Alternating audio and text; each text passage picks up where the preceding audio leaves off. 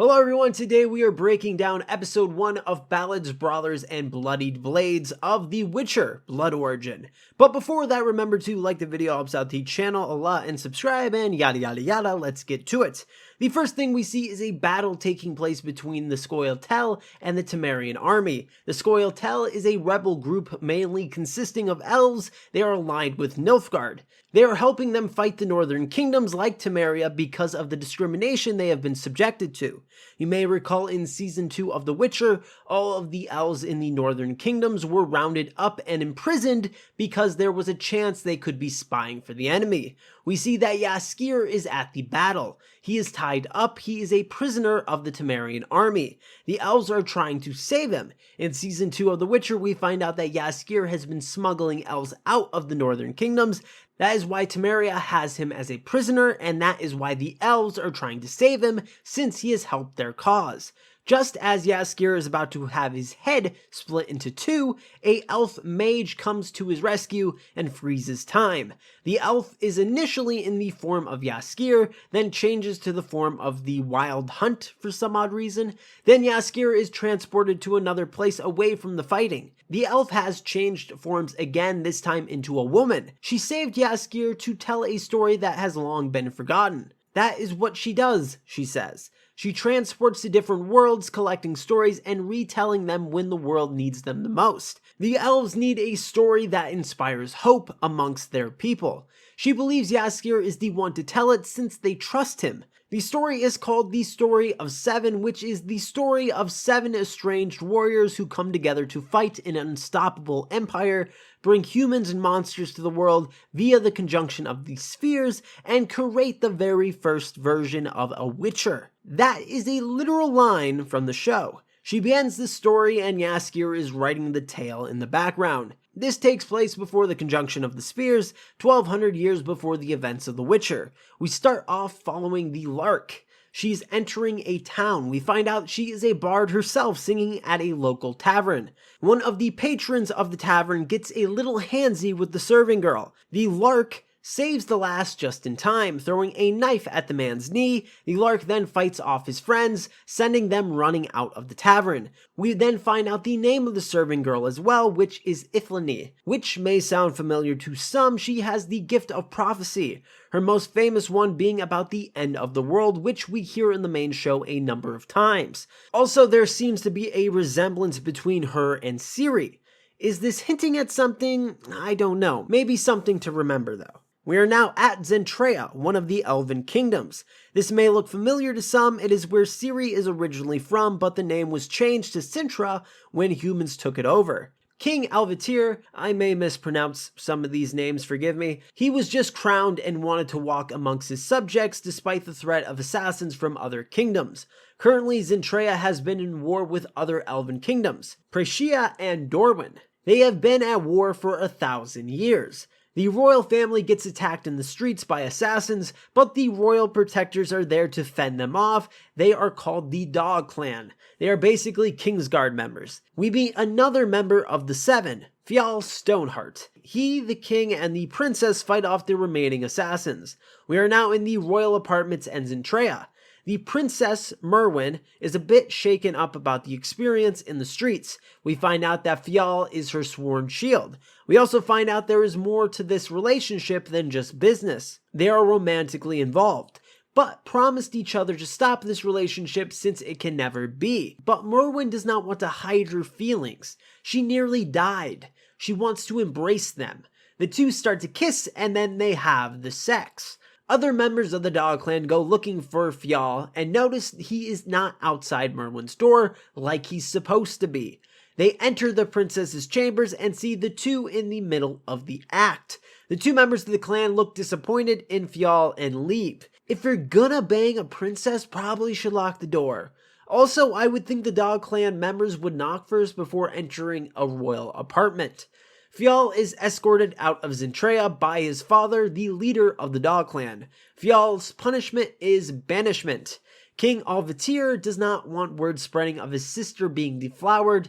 No other highborns would want her then. We return to Merwin and King Alvitir. In their conversation, we learn that the dwarves were the original owners of Zintrea before the elves. The elves took over and built their castle on their ruins. Merwin is suggesting that this is their future as well. What has happened will happen again. Somebody will take Zintrea from them, which she was correct, the humans did. She says how there is evidence all around how brilliant they once were, and they can be brilliant again if they try. She wants to be an advisor to her brother, but her brother has other plans. He tells her that she will marry the king of Praetia, forming an alliance between the two kingdoms and ending the war. Merwin does not look too thrilled about this. We are now with the chief sage Balor. He is an advisor to the king and a mage. He is by a monolith, and he has the first generation iPad with him to open a portal to a different world. In the main show, Ciri is the only one really with that power. I would assume Blood Origin is going to explain why they lost this ability to use monoliths. Balor enters and is talking to a ball of energy. I'm going to call this an oracle until we find out the true nature of this being. We find out that Balor is the one who tried to assassinate his own king. So there is some discourse between the royalty and the people. We return to the Lark. She is talking with Ithlinne. We find out the Lark was born into Ravenclan, which are loyal bodyguards to King Medivh and the royal Praetia family. So what Fjall and the Dog Clan is to the Zintrea kingdom. Lark then goes into her backstory on why she left and chose to pursue music instead of fighting. The people the Lark fought off protecting Ithlinne return with the town's guard, who arrest her and throw her into jail. She has a companion in the jail, Fjall. The two recognize that they are from rival clans and kingdoms from the tattoos on their arms, and get into a bit of a tussle. The two start talking, and the two then realize they are both out of the clan business. We find out that Fjall is making his living as a sellsword. Fjall's freedom is then bought, and he gets released. As he is leaving, the Lark attacks him, stealing his pendant without him realizing it. We return to Zintrea. We get our first look at Eredin. He is one of the generals for King Alvitir. This is different from the original lore that I'm familiar with, so Netflix is taking some liberties here. The king tells his generals of his plan to end the war. He has already sent emissaries to the other kingdoms. Eredin does not seem too happy about this. We return to Fjall. We find out that a fellow Dog Clan member bailed him out and wants him to return to help protect the royal family of Zintrea when the peace treaty is signed. Fjall refuses, wanting to stay in exile. Fjall hits up a brothel and was going to pay with his pendant, and then he realizes that Lark stole it. We are now with Lark. She uses the pendant to pick the lock and escape the jail. Lark returns to the tavern where she is greeted by her sister Neem. She wants her to return to Ravenclan for the signing of the peace treaty as well. Each kingdom wants to make sure they have their best warriors in attendance in case things get bloody. The Lark does not know what to do. She misses her family and wants redemption, but she does not want to be a hired killer anymore. Ithlinne comes into the room to comfort Lark. Ithlinne then starts to have a vision. She says, "The time of the spheres is upon us. Worlds will eat worlds. Emerald skies, fire will summon a new dawn. A great beast born shall be slain by your blade. Two apart shall become two as one.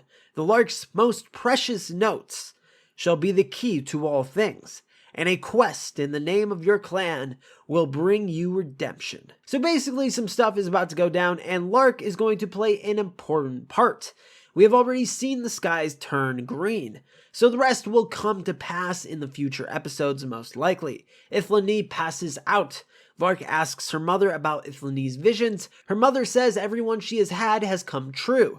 So the Lark's destiny is pretty much set in stone. It is the next morning, and the Lark is going to return with her sister back to Praetia, hoping to seek redemption. The two are heading towards the port when her sister takes an arrow to the torso and dies.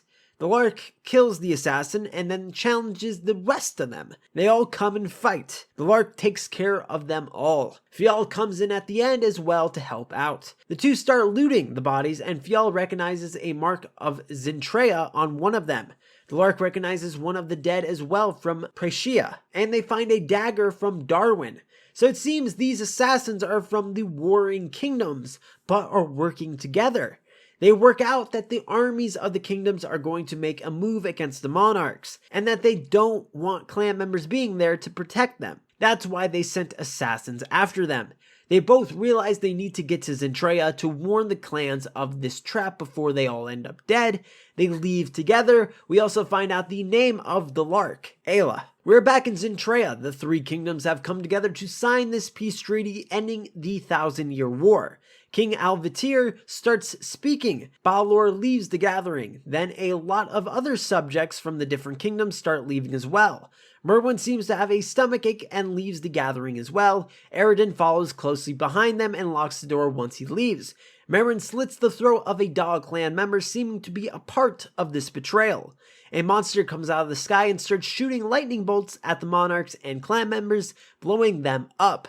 I have no idea what this creature is called. Balor knows how to use the monoliths, so he was able to find this monster in another land, bring it here, and control it with some kind of magic. The monster kills everyone in the locked room. Merwin is now the empress of all three kingdoms, Eredin calling it the Golden Empire. Merwin is showed off to the people as the new monarch. The crowd roars with applause. Eredin and Balor are speaking in the background. We find out that she is more or less just a queen by name. She really has no power or authority. Balor and Eredin hold the majority of that. We are now with Ayla and Fial. They have just landed in the former kingdom of Praetia. They see the new banners up and are a bit confused about what has happened. They overhear someone talking and they hear how Merwin killed the other rulers at the peace treaty signing and her own brother. They also learn that the clans were all wiped out as well, and that she is the new ruler of all three kingdoms. Two guards come walking into the tavern that they are at. They have wanted posters for Fial and Ayla. It seems that somebody does not want these two to ruin their golden empire. We return to Zintrea with Eredin and Balor. We see that they are raising another monolith. It seems that they are finding these monoliths in the ground. Balor needs more monoliths because they want to open a gateway large enough for an entire army to get through.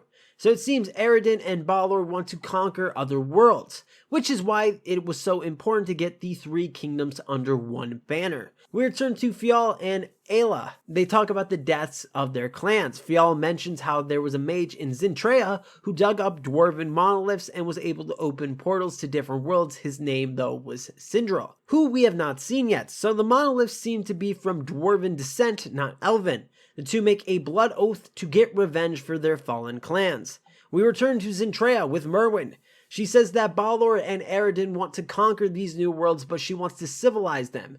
So she has her own plans for the monoliths, but she needs to take some of the power away from those two if she is going to be successful.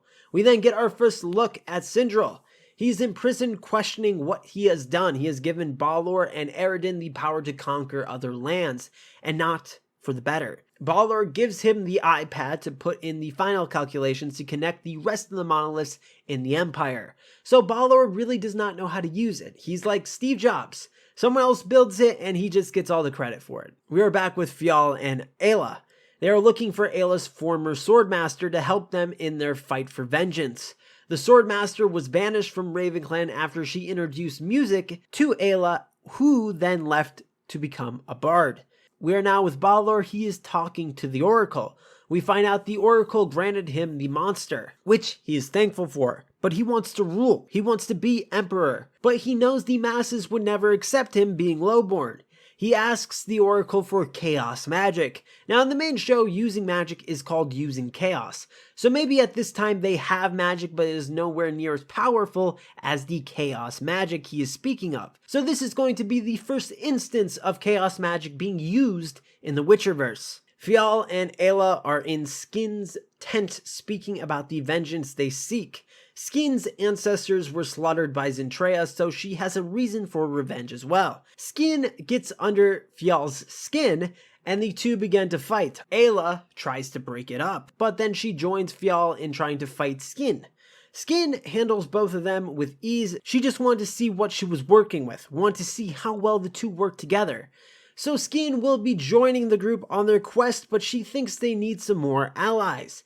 And that is the end of episode 1. What did you think of it? Leave it down in the comments below, and if you want more Witcher content, please subscribe and like the video. Also check out the Twitter link in the description below, and as always, have an awesome day.